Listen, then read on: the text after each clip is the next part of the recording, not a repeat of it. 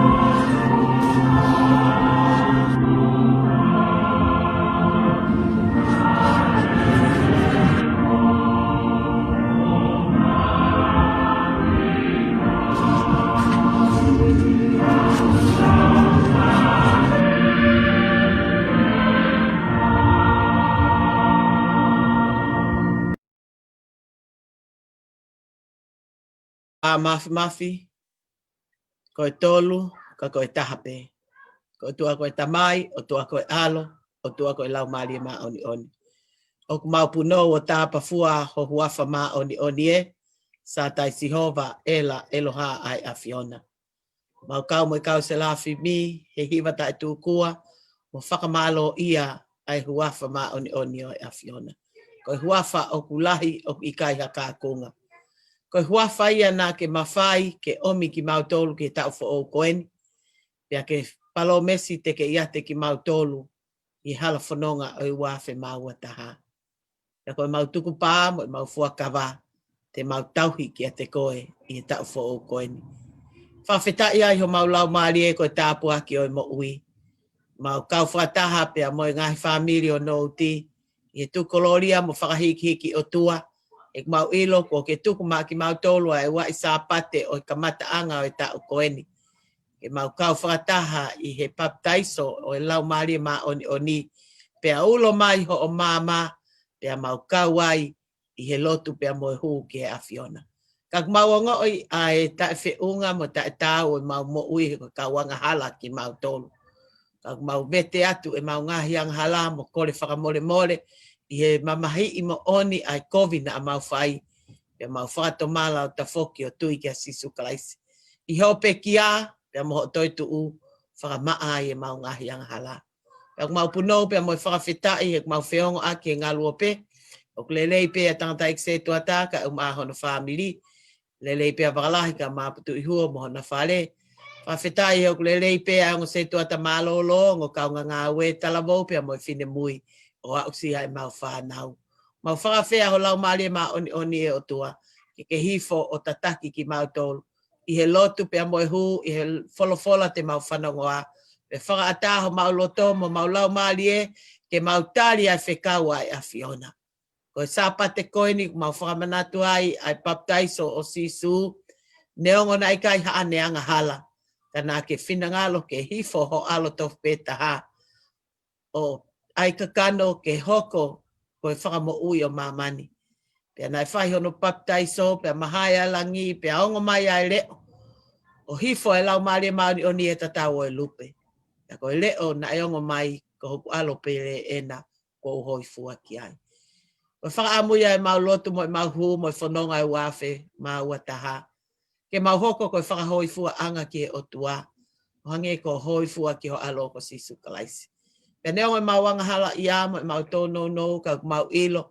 O mau tali a sisu klaisi loto e mau mo ui pea hifo e lau maari e o ne whakapulu pea ne pani ki mau tolu pea ne nofo ia he mau mo ui mau ilo whapapau te mau hoko whai hangau e o hoi fua mai ai a Fiona e te mau tolu.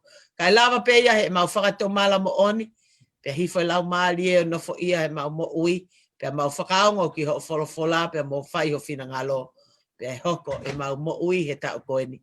Koe whakahoi fua anga ke a Fiona. Ha ele mai e o tua, ki he lotu pea moe hu, ai malanga o amana ki whakahoko ho se vaniti. Tu ke whakahoko aki pea ke lesi mo lau maari o e a Fiona. Ke ongo atu ki o kakai pea hoko i koe ako naki maari e, ma whakaloto lahi ke mau whanonga o kuwhai. E mau hanga atu, tau kau pea mo koe, pea whai ho mau whakakakato, i hua whapetaha o alo ko sisu klaisi, ka ko mau whamo ui. Amen.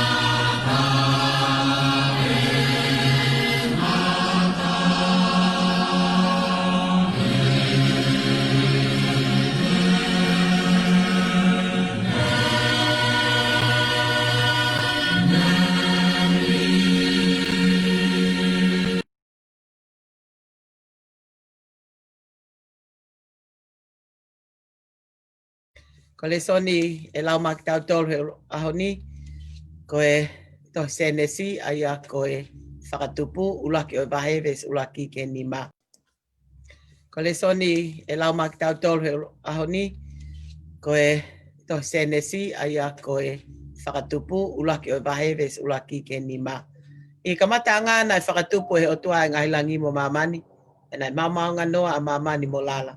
E nai whakapo uri ai funga o lolo tō. E nai o whaki e lau maalia o tua ke whakahi vai. E wholwhola e o tua ke mama mai, e nai mama. E awhia o tua ke mama ko lele. E nai bahei e o tua ai mama me he po uri. E nai whahingoa e o tua ai mama ko e aho. E nai whahingoa ai po uri ko e po. E nai e fiafi, e nai pongpongi ko e ulaki aho o ia.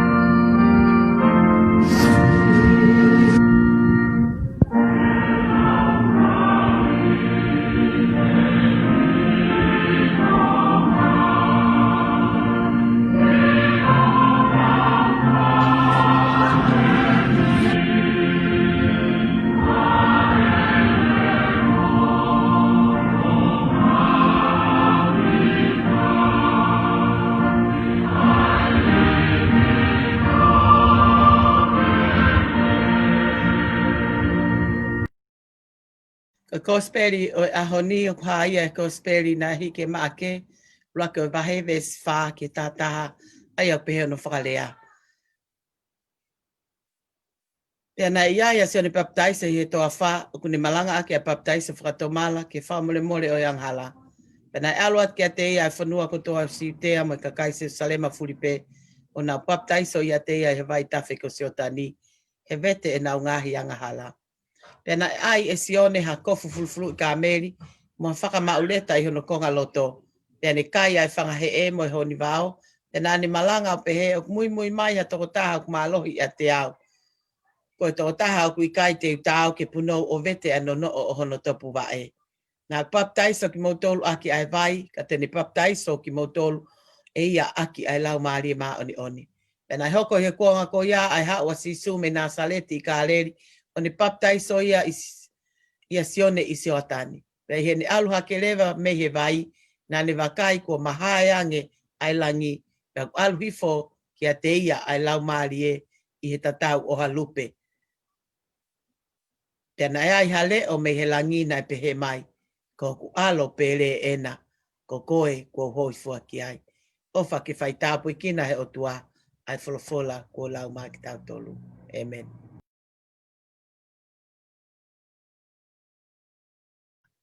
Tapu ki he e tantu ka maa whanau hau eiki. Tapu ki a wakalahi ka maa putui hua mo whare ma tapu le. Tapu whoke ni ki tantaik se tuata. Liam tō ia ka maa whaaki mo na whamiri. Tapu ki anungo se tuata maa lolo. I ka walta hafi ka umatu i pulotu holoaki. Pia mo hona whare. Tapu ki he se atalasiti. Ni wawhetu i halamaka ka umata ka tangata i ki o lotu. Tapu ke hoa whaifkau, pulot palu, ka maa wineti. Mo si ngahi whae fita kotoa pe o nouti. Tapu hendi ki he talavou pe mo fine mui. Tui tavu ki palu, ka maa o feina tui halamaka, mo ni kanatea, tau loto loto. E foki ki he ule lau toi whasapate, me reani malakai, tau koniti kanatea, pe a pehe ki he whanau lau tohi. Kalangata ia te au whai ki tua, mama o atu, kai tuk maa koe whainga maari e koeni, ke whai pe ha tau malanga, i he wai sāpate, o e kamata anga e tau koeni. Kau kai ngata ai koe ulaki malanga whakatonga eni, ke tau kau whakatahai. Pe au whawhitai hok lau maari e ki o tua mafi, ko tau wausia ai tau fo o koeni, i he lau maari o tua, i he mo uilelei, pe a tau ki hao pe, i he mahak whakau hai COVID na taha hiwa o tau whi mai moia ki tau fo o koen. Ko ia Happy New Year ki a ki motolo hono kotoa, se tuata ka umaa ngai whamiri o siasi pia mai loto whawhetai. O whaampe ke whai ai malanga o aha koeni, whakataha pia mai lotua i kau maulakanga ki he halafononga, pia mo ki nau tolu, te tau kau ngā ue whakataha i he siasi, pia mo ngahi whatongia he sinoha mai o eiki, ko siasi i nouti. Pia wai ai fia mo whawheta i hok lau marie, ko kei mao ai tāpua ke o mo ui, ke kei hoko pe ko i tau sipi ke potungowe, i kamata anga i tau koeni. Ko ia te whahoko atu ai malanga hiri pe ko ia, pia whai ai lotu tāpua ki, o i kau maulakanga, pia whakataha pe mo i tau lotu whakatau sipi, pia tau toki himituku. Ko e lesoni e ua kua lau, se nesi wahe ulakiwe es waki e nima, pe hei ki he gosperi ama ake wahe ulakiwe es wha ki e tataha, pe a oku nofo ai whakakaukau e malanga e aho koeni, i he ves tataha e gosperi ama ake wahe ulaki, ai au pe he, pe na e ai hale o me langi na e pe he mai, ko ku alo pere ena, ko koe ko hoi fua ki ai. Ka veinga e malanga e aho ni, ke tau hoko koe whakahoi fua ki e o tua i he wafe ua taha. Kau maulakanga, kau taki o siasi, ke tau hoko koe whakahoi fua anga ki he o tua i he wafe ua taha. Nes malanga, maaki wahe ulaki ves ta taha, pia na e ai hale o mehelangi na e pehe mai, ko alo pere koe, ko koe ko hoi fua ki ai. E tau lotu. E o tua, tu ki hoko ai rea mo whakakalau lau loto ho mau loto, Ko ha whakahoi fua ke a Fiona. Pea ke ho mai o lau male maoni o ni o whakahoko o wholowhola i ho se vaniti. Ke hoko ko hele tā whakatou mata i hono mai o i ho mau loto ke mau whakatou mala o ta foki ke a te koe. Ka mau mo ui a sisu klais ko ho alo ka ko mau whaka mo ui. Amen. O tau whanonga atu e ni whaita ua e whani. Aia ko hono wha mahino pau ko e uki ki tau tau kau kalistiane. Ke tau hoko o whakahai a sisu i he tau mo ui. Pea mo hala whanonga te tau whanonga i he tau koeni. Whatoka ngā iange koe kamata maupe ai tau o ospe ai kirismasi pea tau hoko mai lewa ki e whani. Pea koe mahu inga ia o whahaita o e whani i kamata anga o tau ke whakapapau i ke kalistiane ko toa pe ai tau fuakawa mo tau tukupana e whai i he wike he amo o tau situ aki ai. I he awhaka osi whalaite koe kawe ngā ia ke whai hao tukupā pea whai hao fuakawa pea moi o tua. Pea neongo ku tau hipe tau fuakawa kau whia mau pe ia ke tau tautou whakapapau e tau fuakawa pea moi tau tukupā pea moi o tua. Pea i kamata e tau koe ni hoko mai a e whani. Ko no toi whakamanatu ki a ki tau tolo ai tuku pā ko ia. Ke whakahai a sisu i he e tau mo ui. Pea i he ahoni, o tau whanongo ki e tala noa i ko speli, o ku kamata pea maake, pea mono uki o i kakai ke nau whakatomala. Aki ai baptaiso i he vai. Pea da e hoko mai a se on baptaiso ko whakamelo melo ia. O hape i he lesoni na e lau, na ne tuu i he vaitafe so tani e toa wha o ne malanga i ki he kakai ke nau whakatomala pea ta foki me ngahi anga hala ko toa pe. Pea koe whaka mo oni e nau whakatomala mo oni koe nau hau ki a te ia ke ne hanga baptaiso aki ai vai. Ka kuia ia e toko taha o mui mai i a te ia. Koe toko taha ko ia kui kai ke hoa pe tau mo ia ke ne ala o to'o ai no o hono topu wa e. Hanga pison baptaiso o whakahai o wikai ko misa ia. O misa ia e hoko mai o baptaiso ki nau tolu aki ai lau maarie ma oni. Ko ne baptaiso o ku whakahoko aki ai vai. Ke whakamahino i whakatomala ai mo ui. Ka ko sisu kalaisi. Ko ia e hoko mai ke ne baptaiso aki ai lau maarie ma oni. To hanga e maake o whakahai. Na e lolotonga e omi e fukakai me siuta pe mo Salema o na holo mai ke vai tafe tani ke baptaiso vai e se one baptaiso i whakatomala mo oni e nau mo ui. Pe na e kau mai ai a sisu. E hau mai a sisu o vai hono baptaiso pe pehe i he tala noa. I he ene malanga ha ke hili hono baptaiso sen baptaiso. Na e mahai ai langi. Pe aonga mai ai leo. Hifo e lau maali e maa oni e tatau o e lupe. Pe ko e leo na e onga mai ko alo pele ena. O hoi fua ki ai. Ko tau vesi malanga aia. O kuhanga e otua ko ene tamai. O whakahai ko sisu o ku hoi fua ki ai. Ko sisu ko hono alo pele. Aia na e hoko mai ki mamani. Ke ne baptaiso lau maali e maa oni ki tau tonu. Ka kua pau ke tau whakatomala. Ka maulakanga ngai family o no uti. Ko eni pe ai hala te tau fōwai. Ke tau hoko koe whakahoi fua anga ki e otua i e tau ngāue. Moi haa lakanga ko ui koe ki ai e tau koeni. Ke whakahoko ia. E koe haa whakahoi fua anga. Koe whakahoi fua anga ko ha te hoi fua hotoloto mo e te lelei ia i ha toko taha. Ko ne whai hanga ue lelei. Hei kai te hoi fua ki a toko taha ko ne whai hanga ue COVID.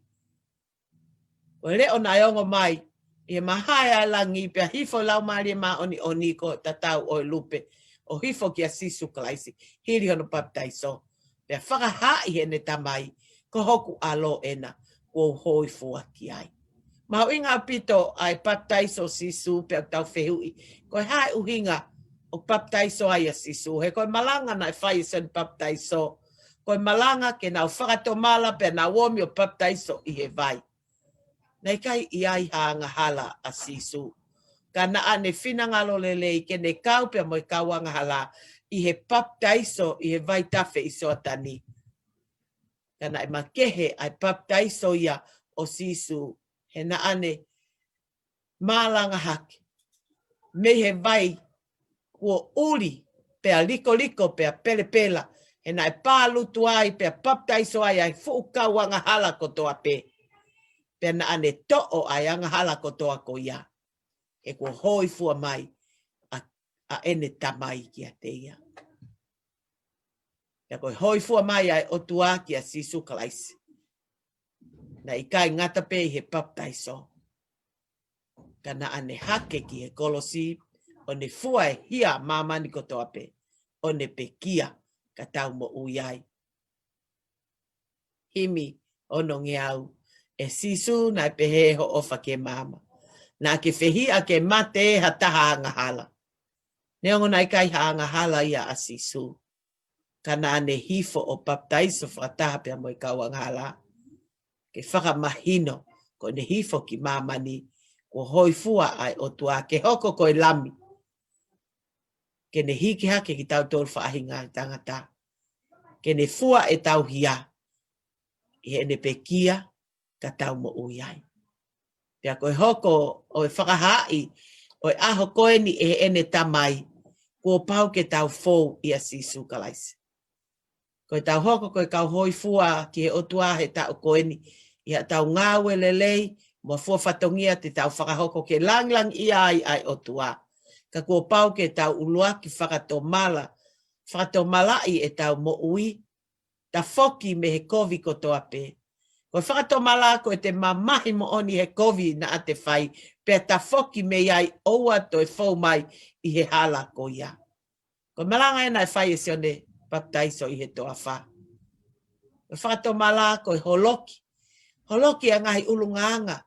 Mga ngahi mea ku ne hanga. O ne tau hele iai koe. Ke he ngahi materie o mamani koe ni. Ka pau na ake loi. Tuku ia. Koe whakatoka lele ia o e hala. Koe whakatontonu ia ho o mo ui. Ka pau na e whai whakamuamua nima pe ho o lotu mo ho ngā we mo fua whatongia. Koe tau koe ni. Koe whakahoi fua ki he o tua. Ke whai totonu. Lea mo oni. Lotu mo oni. Whai whakamato ato. Ho o ngā we. O a whai mamata pe. O a whai whakataimi pe. Holoki e ngahi mea kei whakawhewheka I ho loto mo lau maari e. Tuku lolo mo oni ai mo ui. Whakatonu tonu ha o vā pe a moha taha. Whakatonu tonu e anga ho tala noa. Whakatonu tonu ho relationship I mo kau ngā whono ngā. Whakatonu tonu ha ngahi mea kei whihala ki I he mo ui. Koe whakatonu malaya. Tanu ai ngahi luo luo. Koe whato mala, ka pau gua hangahi mea. O ku kei hanga o whakaholo mui I pe whakato mui. Ho o mo ui ke mtari a sisu. Whaam ke tanu aki. Ai ke lesi pe a moi mesi ai o tua.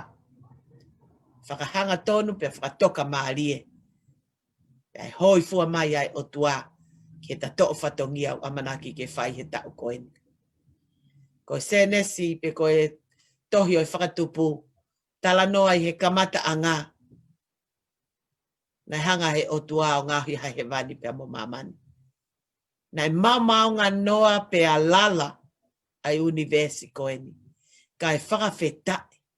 Na e fola mai o tua ke mama pe na e mama. Pe a talu me he kamata a ngā. Nai kai hato I poto ha tangata I he universi koeni. Ke ne ta ofi ai mama ai o tua. O ta wafo hake pe he pongpongi ko ulo mai ai la a. Pea kua pau ke tau whakato'o ke tau whanonga pea mo e taimi. He kai, e kai ke tari ai taimi ke te tau tō. Ka maulakanga ko e tau koeni. Ka pau na e kai ke tau tauhi ai taimi. Ne hongo ki kai ke tau lotu I whale lotu. Ka koe whakaamu o e tau koeni ke to hiki e tau tō. Ke tau whekumi ke wholofola e pongi pongi. Lau ai folofola, fai ha o lotu. Whakavahe i ha aho i he wike ke whai ai ha o lotu au kai. Whama apopo ki family i he fiaf kotoa pe. Teu haki ori ta whai whai lau lau i ho loto whare. E tau whanonga ko e ni. Kai ke tau to i saione. Hoko e ko ori ta whai lau lau tau whakataha mai ki ai. Kai lava pe haki turiki. Pe ko haki space i ho loto whare. Teu ia. Ko haki i wheitu ke whai ai ho whai lotu. Whai ai ho malanga. Whai ai ho mo lotu. Family. I he aho kotoa pe.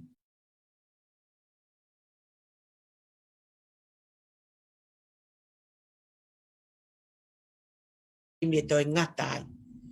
Ko ni ko hene ai vaccine. Ka tau sio pe ke whakautu utu pe ki nau tolu. O nau puke i he vai la si. Pea pehe ki tau kau ngā whanonga. Ko nau si i pe kia. O tolu afe man. Tolu ngeau. Tolu kilu tupu. Me 5 kilu. A ka kai kotoa i Amerikani. Ko nau pe kia. Iau pehe, ka pau e kai ke holo, ai ngā keisi fo o kotoa pe. E au ke ahu o taha o e mahina ni, o tau laka ki tau toluia i 500,000 ka kai ko nau mate. Ko e ahoni, ko kai ape ke tau ofi ai ke otua. Ngahi ape ke whaama opo ai ho tau whamiri. Ko ngahi ape ke tau whakatonu ai. E tau mo'ui, ke hoi fua mai ai o tua. I e tau whakato mala. E tau ta whoki o tui kia sisu klaisi. Whawhetai, na e whihifo hono alo. Pea kau whataha, pea moi kakai ang hala kotoa pe. Ke paptaiso i he vai. Pea hifo i lau maari e maa oni oni. Ngahi ahoni, o ku tau kau whakataha i he whawhetai. O ki ai ai tokotaha, ko hoi fua anga ia o tua kia te koe pea moau. Pea kua pau, ke ta whato mala pea ta whoki. O tui kia sisu klaisi. A ene peki a pea mo ene toi tuu. Pea koia, e hoi fua mai ai o tua. O mesi, pea hifo mo ene ala o wha. O whai ho tau wha mole mole.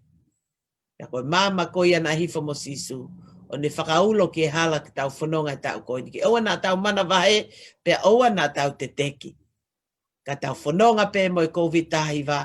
E kui kai siva e tau amanaki. O wholofola mai ai o tua. O kou iate ki mou tolu. O au ke ngata anga o mamani koini. Pe ai osi po ngata he koe o tuana ni ngauhi ai universi koini. Pe a kune pule au niu. O kune mawheia e mea hono kotoa. O te tau mamata ke ngahi mea mo ngahi niusi pe tau whanongo ki ai. Koini ai leo na e ongo mai mehelangi. Ko hoku alo pere ena. O hoi fua ki ai. Tau whakaango ki he leo ko ia. Ko leo ko ia kune tala ke te tau tolu ai mo oni pia mo i totonu. Ko leo ia kune whaiho tau whaka mo ui pia ko ia leo ia. Tene tataki ki tau tolu e he wafe maa ua taha. Si kau maulakanga o si asio nouti. Tala monu atu i he tau ngā ue. Aho koeni si asi o nouti. Ko hoko mai a si sukalaisi. Ia hoi fua ki ai.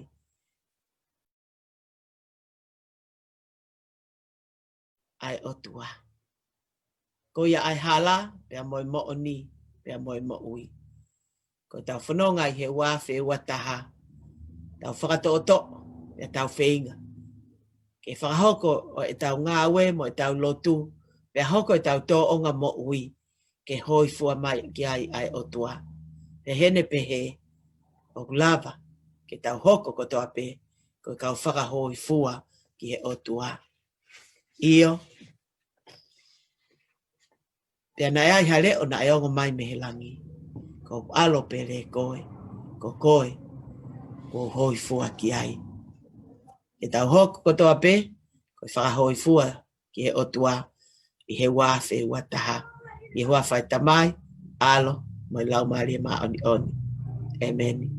Ko kore atu i he whainga maari e koe ni, e whai ai a e tau whakatāpui, ai kau maulakanga ko toa peo i siasi, pia tau kau whataha i he lotu whakawhetai, pia mo te kaki ki kau tolu ko toa peo ki o tua, ke ne whai ho tau tokonia, i ngai lakanga kua ui ki tau tolu ki ai. E tau kau whataha i he toi whakamau e tau tui, ai lau ai tui ai kau apostolo.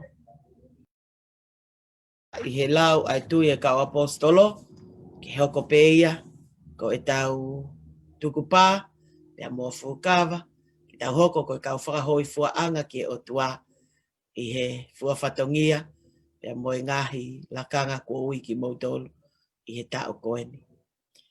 O koutua ki o tua ko tamai mafi, ko tupuanga o he vani mo mamani, pia mo sisu kalaisi ko no alo pe taha, ko tau eiki, aia nai tupu i lau maali e maani oni.